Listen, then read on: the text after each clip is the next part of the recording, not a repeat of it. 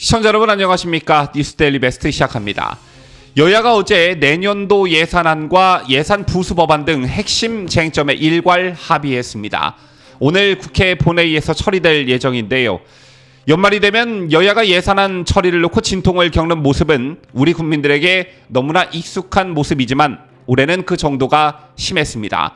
예산안 처리는 법정 시한이었던 지난 2일과 정기국회 회기 종료일이었던 지난 9일은 물론 김진표 국회의장이 앞서 제시했던 두 차례 시한도 넘겼고 2014년 국회 선진화법 도입 이후 가장 늦게 처리하는 신기록을 세우게 됐습니다. 그렇다면 예산안 처리 과정에서 여당인 국민의힘이 윤석열 정부의 국정을 뒷받침할 만한 역할을 충실히 했느냐, 이게 궁금하실 텐데 결론부터 말씀드리자면 대통령실의 여당에 대한 불만이 이만저만이 아닌 듯합니다.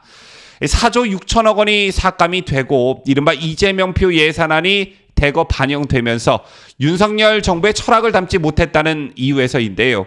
내년도 예산안은 윤석열 정부에게는 매우 중요한 부분이었습니다.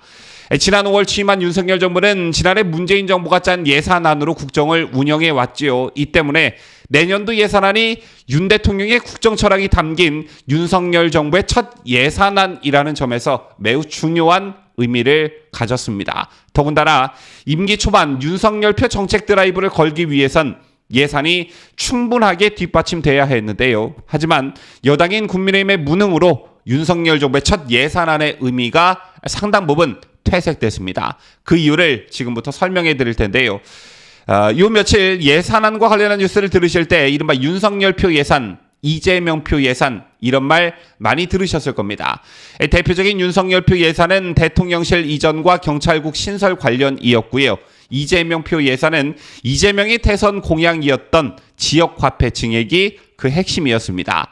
자, 그런데 여당인 국민의힘은 결과적으로 더불어민주당이 밀어붙인 이재명표 예산을 막지 못했습니다. 이재명표 예산으로 분류된 지역화폐 발행 지원 예산은 3,525억 원을 편성했는데요. 그에 반해 윤석열표 예산으로 분류됐던 행정안전부 경찰국, 법무부 인사정보관리단 예산은 막판까지 논란을 빚다가 예비비가 아닌 정식 예산에 포함시키기는 했지만 민주당 요구를 일부 수용해 총액 5억 원 중 50%를 감액하기로 했습니다. 특히나 경찰국 신설 조직 예산 문제를 놓고 막판까지 대통령실 태도가 완강했던 것으로 알려졌는데요. 대통령의 권한을 인정하지 않으려는 것 자체가 거대 야당의 횡포이자 대선 불복과 다름없다는 것입니다. 하지만 예산안 처리가 시급했던 만큼 대통령실도 한 발 물러섰다고 합니다. 이 밖에도 민주당이 주장했던 공공임대주택 관련 전세 임대 융자 사업 등 확대 예산은 6,600억 원을 증액키로 했습니다. 그렇다면 이른바 이재명표 예산을 양보하고 윤석열 정부가 관철시키려 했던 다른 예산안은 확보를 했느냐? 그것도 아니었습니다. 여러분 아시다시피 윤석열 정부는 최대 시장인 미국과 중국을 포함한 글로벌 경기의 둔화로 우리 경제의 원동력인 수출 경쟁력 약화가 불보듯 뻔하다고 전망하고 이에 대한 대비책이 시급하다고 판단했었지요.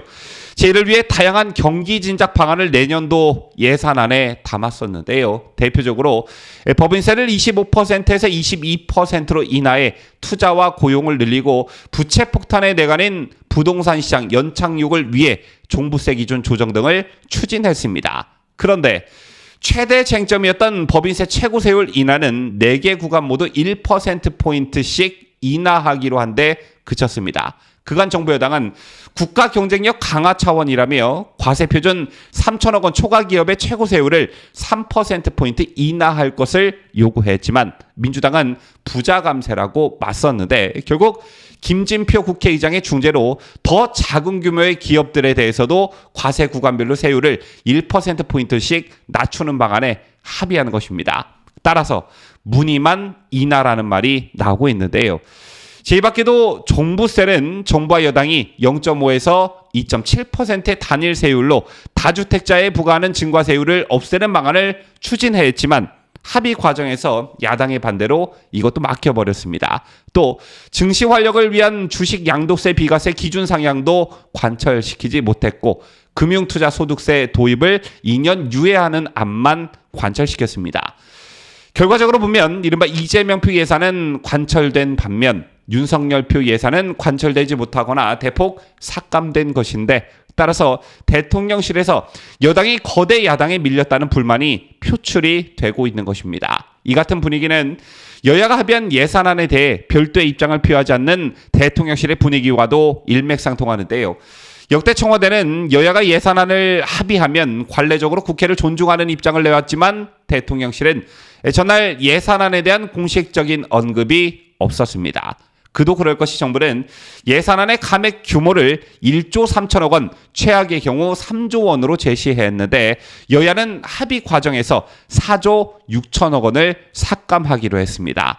이 같은 액수는 정부가 양보 가능하다고 밝힌 마지노선으로부터 1조 6천억 원을 적정 감액 규모와 비교하면 3조 3천억 원을 포기한 셈입니다. 누가 대선에서 국민들로부터 선택을 받고 대통령이 됐는지 정말 헷갈릴 정도인데, 조금 전 제가 대통령실에서 내년도 예산안 처리 내용을 놓고 거대 여당의 횡포, 대선 불복 이런 말이 돌고 있다는 소식 전해드렸는데요. 이거 맞는 말이죠.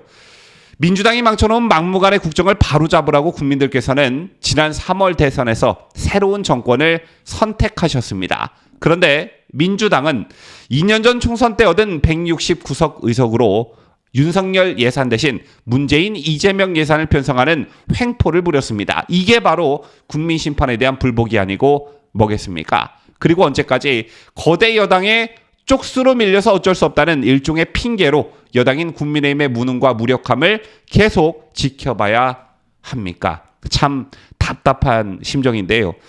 현재 민심을 유심히 들여다보면 단박에 읽혀지는 부분이 있지요. 그게 뭐냐 하면 윤석열 정부가 추진하고 있는 정책에 대한 국민적 지지가 상당하다는 점입니다.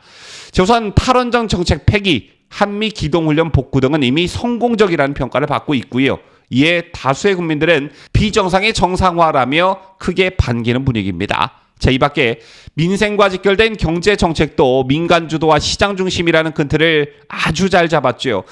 마차가 말을 끄는 격인 소득 주도 성장 폐기로 정부 간섭을 최소화하고 민간에게 기업하는 자유를 준 것은 그야말로 나라의 근간을 다시 세운 거나 다름없는 것입니다. 또 규제를 풀어주고 지난 5년간 역주행한 법인세를 OECD 평균 수준인 22%로 내리면 일자리가 늘고 분배를 위한 성장의 파이도 더욱 커질 것인데, 이건 앞서 설명해드린 대로 민주당이 발목을 잡았죠.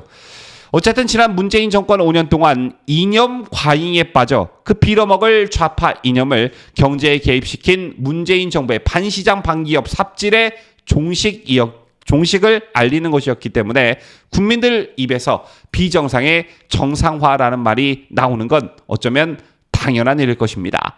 어디 이뿐입니까?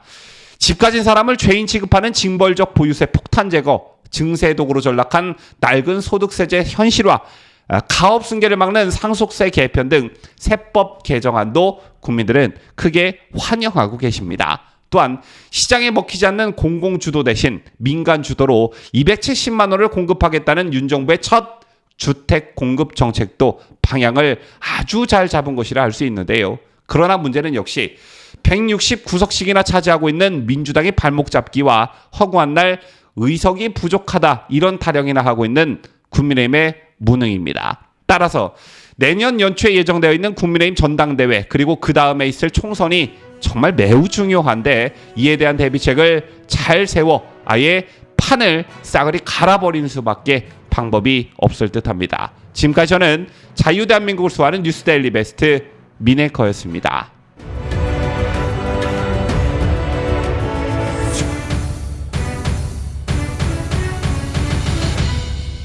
함께해요. 뉴스데일리 베스트.